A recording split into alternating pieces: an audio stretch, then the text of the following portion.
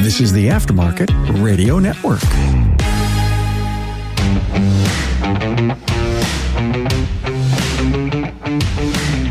Welcome to another episode of Business by the Numbers. I'm your host, Hunt Demarest, CPA with Parmelis & Associates. I saw a question posted in a shop owners group today that I thought was a really cool idea, and I see this a ton, and it's, can you really afford to close your business on Saturdays?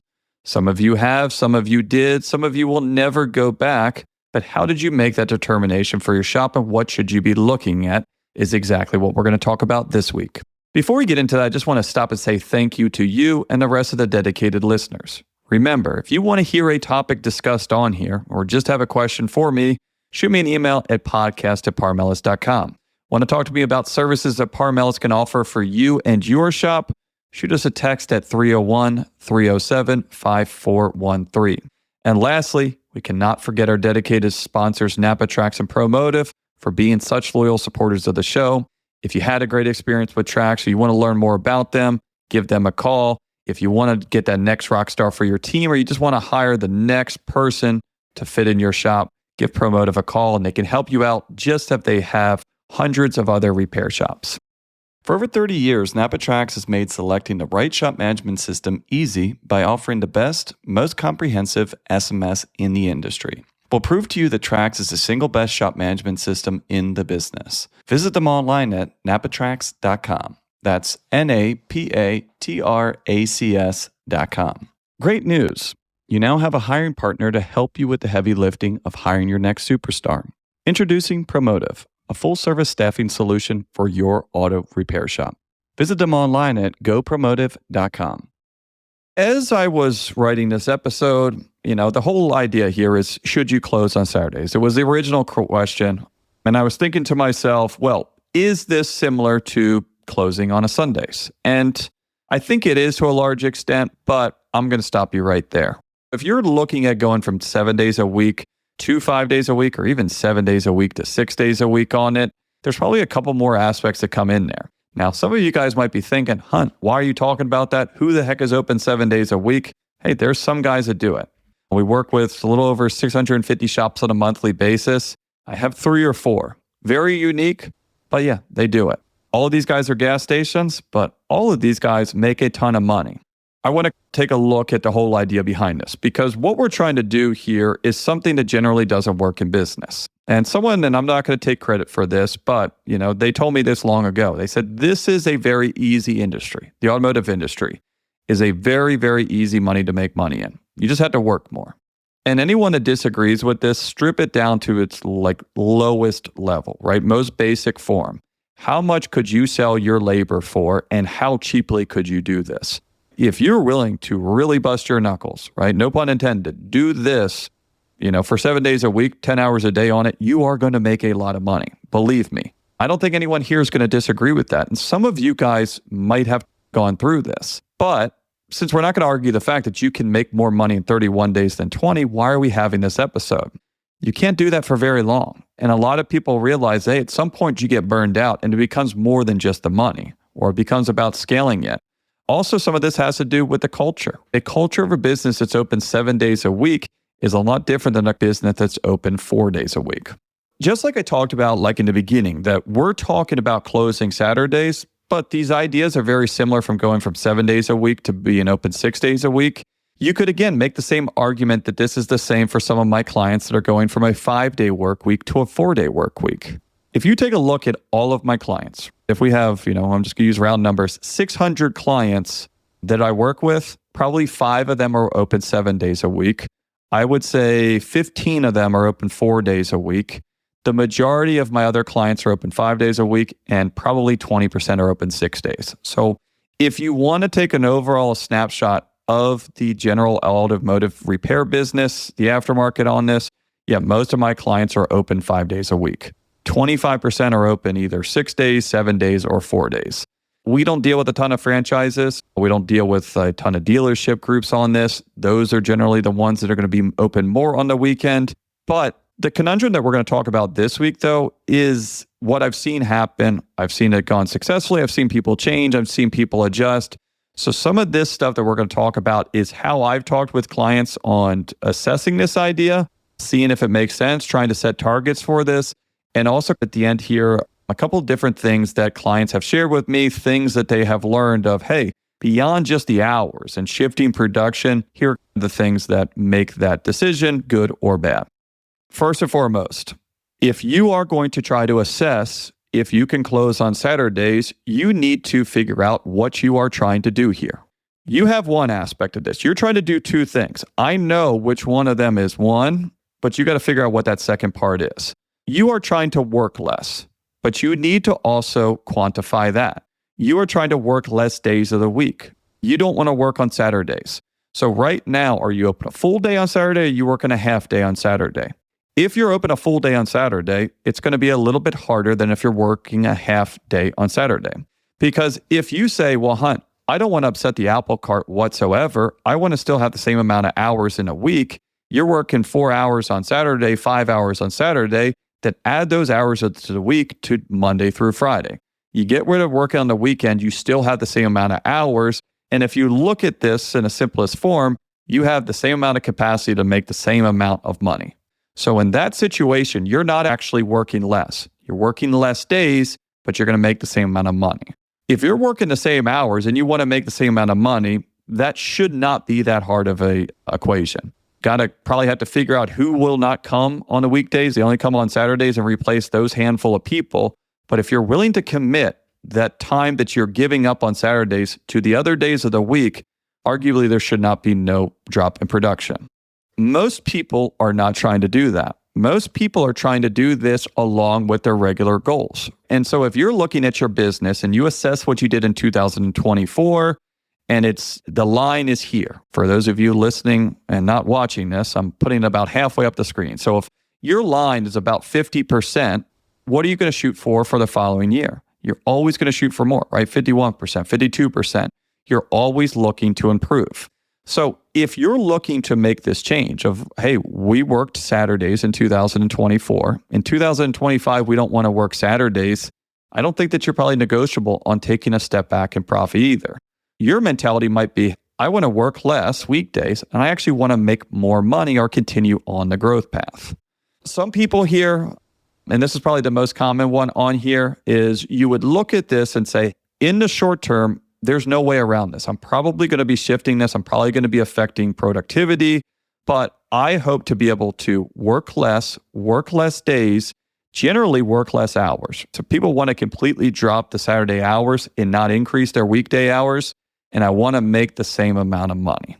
This is the process that we're going to go down through. This is the process that we're going to work on. We're going to be working less hours and days, and we want to make the same amount of money. I think that ultimately this should be everyone's perspective on it. This would not everyone's objective on this, not perspective on it. It's doable, and this is ultimately what most people end up doing. Now, the last thing on here, and I don't think that any of you guys should shoot for this, but if you want to work less and you want to make less, then just close Saturdays, and that solves itself.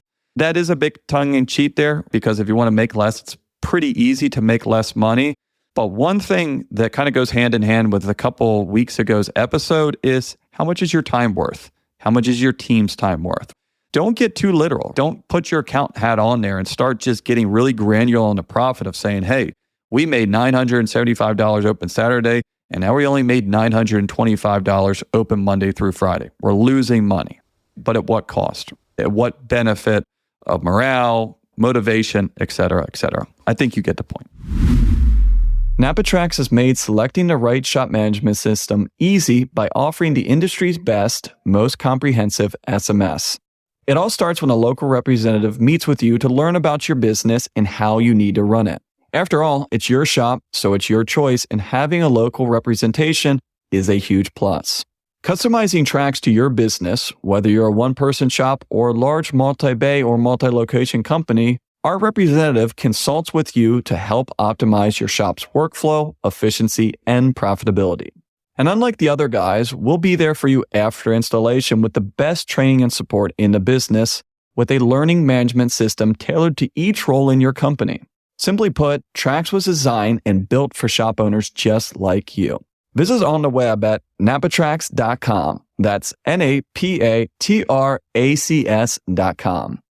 Are you tired of spending endless hours searching for the perfect talent to join your team? Promotive is your full-service automotive staffing solution. At Promotive, we believe in being more than just a recruiting agency. We become an extension of your team, working tirelessly to ensure we place the right talent with the right shops.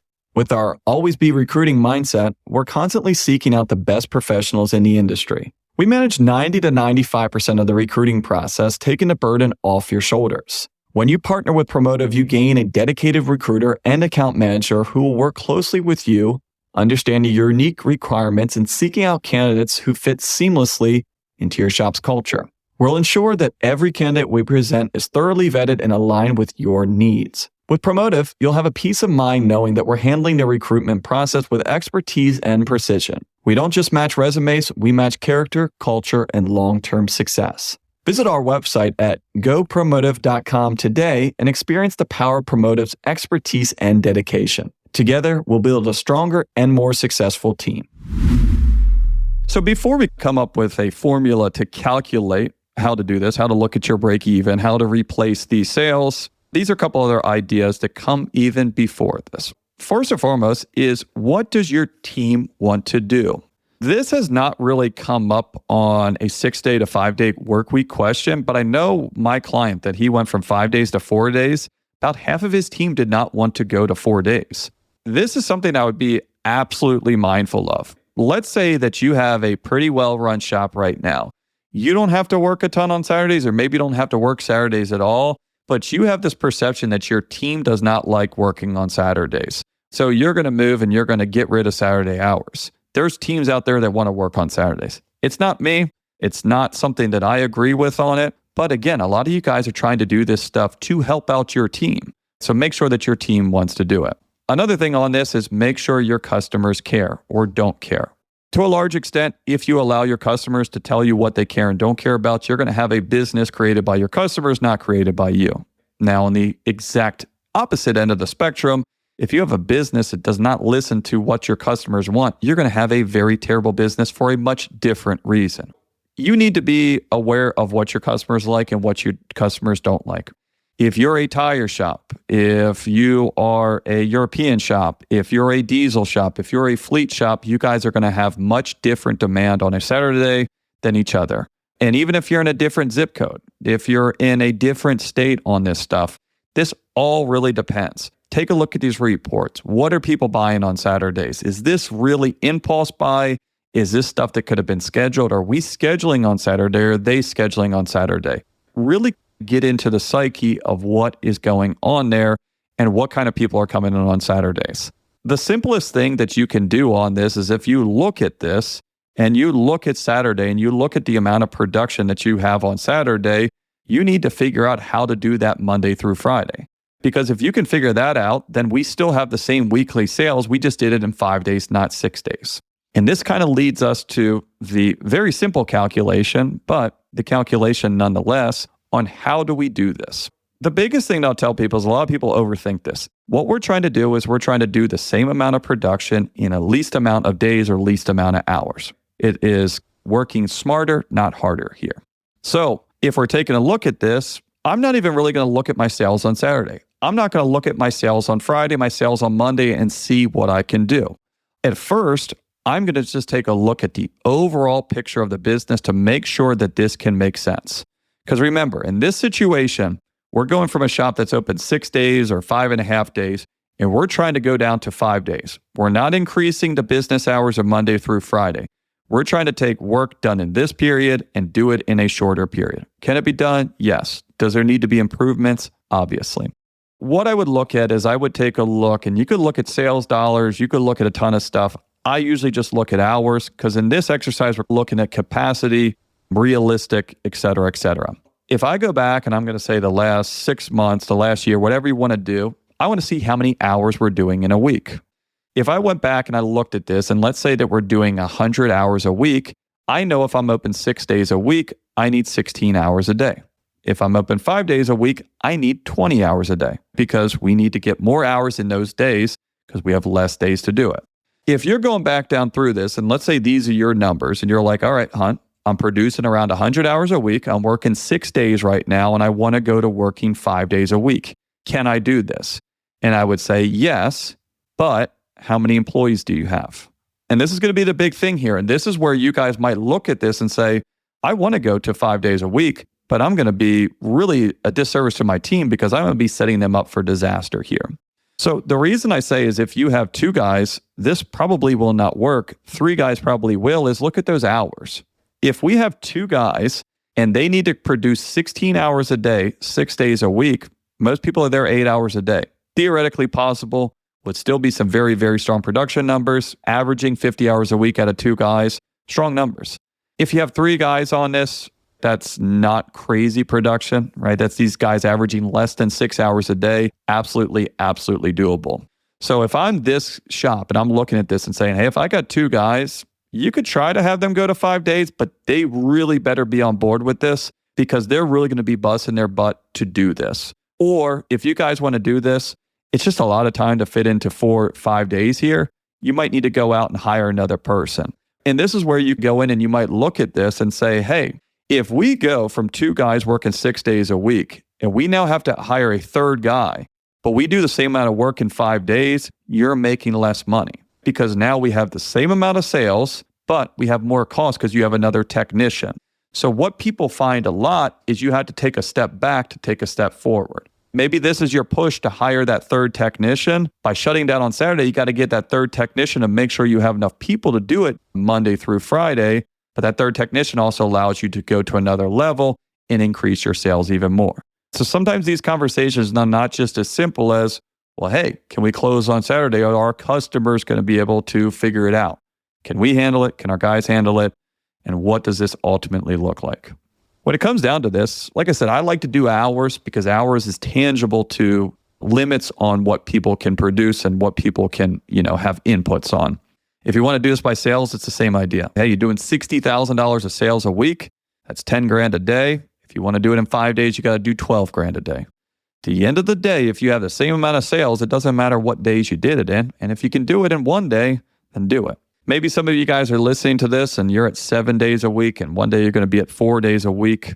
Everyone wants to work less and make the same money. And if you can, make more. In no particular order. Before we wrap all this stuff up here, like I said, there is a couple things that I've blended in here and that I put along the episode of kind of tips and tricks. I mean, most of this stuff is real life examples, or all this stuff is real life examples from shops going down through this. And to share some of these things. So first thing is don't expect overnight success. You are closing a day of the week. You are changing the habits of maybe years, maybe months of people. If you don't have a drop down in the first week, it is not a norm. That is, abnormal. It is a good thing. Generally, this takes you guys around 90 days where I would say, hey, we're open Saturdays. I would expect to see a production or sales decrease over the next 3 months. Usually around 90 days, you guys have this figured out. Customers are used to doing this. You guys are used to doing this, and all things are going fine. So again, implement this stuff, analyze it. Do not have these knee-jerk reactions when it doesn't work immediately. Sales shift when you want them to. Changing your hours generally means changing your procedures. So like I said before, a lot of this was my clients telling the customers, hey, we're not open on Saturdays. You need to drop it on Thursdays. We'll pick it up. We'll drop it off. Some of my clients even get a little bit more creative to say, I do have that really good fleet guy that likes to pick up and drop off on Saturdays. Why am I going to have my crew of 8 here on Saturdays? I'm just going to hire this admin kid for like $15. He sits there for 4 hours on Saturdays and checks people out and gives them keys. Just because your entire team doesn't work on Saturdays doesn't mean someone else doesn't have to be. A lot of people that also do an off-hours answering service on weekends, you can still pick up cars. If you have an automated system for keys, processing payments, there's ways to do this without having your full team there. And so lastly, but surely not leastly on here, the team generally will make it work if they want to make it work and vice versa, right? It's the first thing that I said on here. Most of you guys are doing this for your team. Half of you guys will find out that your team doesn't want to do it, so they want some other variation. So you're trying to make their lives easier. Listen to them, see what they want to do. Try to match that up. But again, if the team's not on board with this, they will be the first one to shoot this down, no matter how bad you want to close on Saturdays. So there are many different ways to unpack this. And depending on the shop and type of customers that you have, this could be a no-brainer or extremely difficult to pull off. One thing that I haven't mentioned yet, but is the most resounding benefit that I hear, is attracting new talent, right? In this market, rates are pretty competitive between you guys. And when I see shops competing on technicians or advisors, you guys are generally offering similar pay and similar benefits. But what if one of them is comparing a shop that's open 6 days a week and the other one with the same benefits and same pay is open 5 days a week or even 4? Which one are they going to pick? As always, please share with friends. If you have any questions, comments, or ideas for future episode, shoot me an email at podcast@parmelis.com. If you want to talk about accounting and taxes for your shop, shoot me a text at 301-307-5413. Just want to say thanks again for listening on the Aftermarket Radio Network. Don't forget to check out the rest of the incredible lineup on the aftermarketradionetwork.com on your favorite podcast listening apps. So thanks again for joining me on Business by the Numbers. Stay safe out there, and I will talk to you all next week. You've been listening to Business by the Numbers with Hunt Demarest on the Aftermarket Radio Network. Follow Hunt on your favorite podcast listening app. Let him know what you'd like him to cover. His email is in the show notes. Hunt is all for advancing the aftermarket.